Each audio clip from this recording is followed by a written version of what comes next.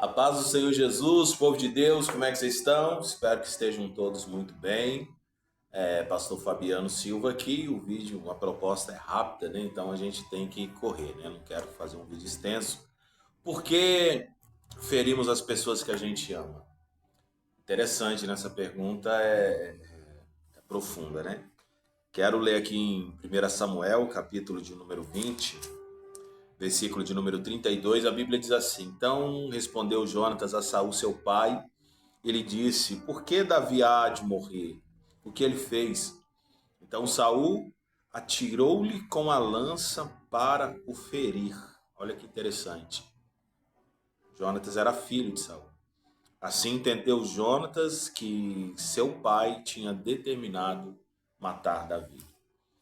Jonatas, ele foi xingado, né, verbalmente por Saul no versículo de número 30 e no versículo 33, Saul atira a lança contra ele para o ferir, ele se desvia, mas ele percebe que o mal já estava no coração de seu pai.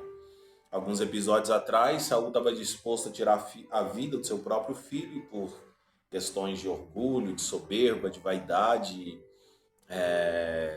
enfim. E no final da vida de Saul, quando você lê o final da história de Saul, você percebe que Jonatas foi a única pessoa que ficou ao lado de Saul até o fim.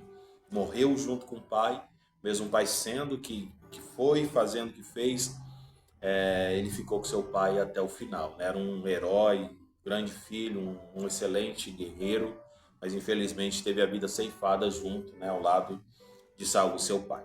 Por que a gente fere as pessoas que a gente ama? Às vezes as pessoas que estão ao nosso lado, que estão dispostos a passar os piores momentos com a gente, que às vezes passam momentos difíceis de aflição, são as pessoas que a gente machuca, às vezes na nossa arrogância, na nossa vaidade, no nosso orgulho. Por quê? Primeiro, irmãos, porque não paramos para ouvir as pessoas. Quando a gente está nervoso, a gente fala demais e a gente não ouve.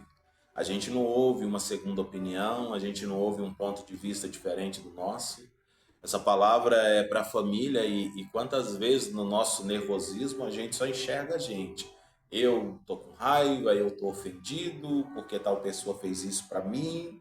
E a gente fala e esquece às vezes de tentar enxergar o ponto de vista alheio. Ei, irmão, tão importante quanto falar é a gente parar para escutar também, para ouvir a outra pessoa. Porque a gente fere as pessoas que a gente ama, porque às vezes a gente pensa que o vínculo familiar fará com que a pessoa esteja ao nosso lado para sempre. E nem sempre é assim, irmãos. Casamento, infelizmente, se acabam. Relacionamentos entre irmãos, muitas das vezes, são rompidos. Relacionamento entre pais e filhos, muitas das vezes, são distanciados.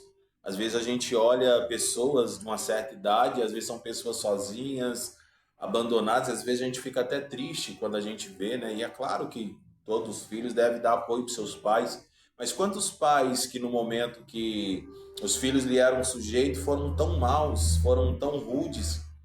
Eu tenho um parente que infelizmente quando morava, né, hoje já partiu para a eternidade, mas quando morava com seus filhos, ele maltratava tanto as crianças, não lhe dava suporte, não provia alimento.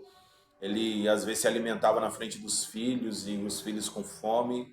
Mas o tempo passa, o tempo passou. A sua esposa chegou uma hora que não aguentou mais, foi embora de casa. Esse moço, os últimos dias de vida, ele passava em botecos e bares, largado na vida, os filhos não queriam saber.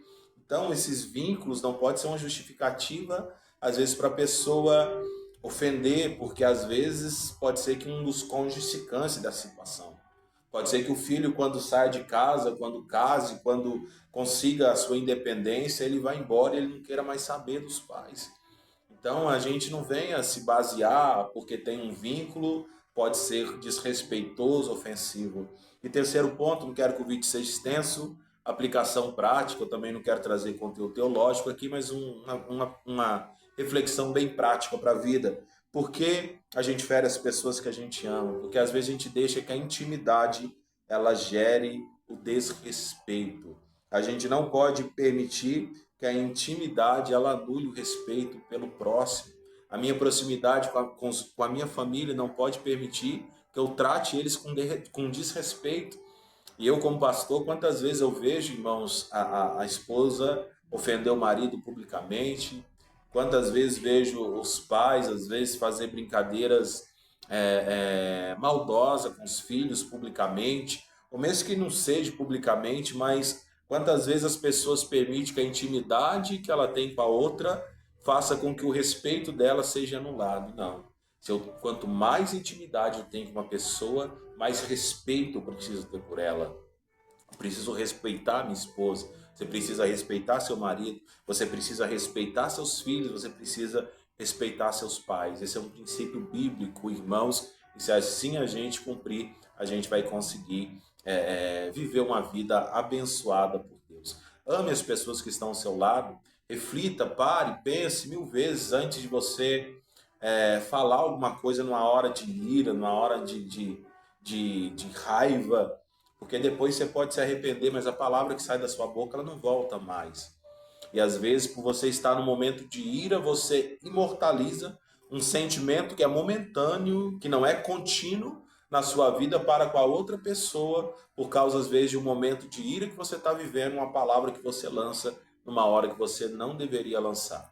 As pessoas que estão próximas são as que mais podem nos ajudar, mas quando elas nos ofendem, são as ofensas que mais machucam, que mais causam estrago, que mais arrebenta o ser humano por dentro.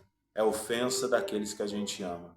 Então, que a gente não venha ofender, mas que a gente venha amar, semear palavras boas sobre a nossa vida, a nossa casa, a nossa família. Que Deus te abençoe, abençoe seu lar, abençoe sua casa, abençoe a sua família, tá bom? Se esse conteúdo tem abençoado você, faça um pedido, se inscreve no canal, acompanha a gente, ajuda a divulgar, a semear essa semente de palavras, semente de coisas boas, tá bom? Que Deus em Cristo te abençoe, fique com Deus.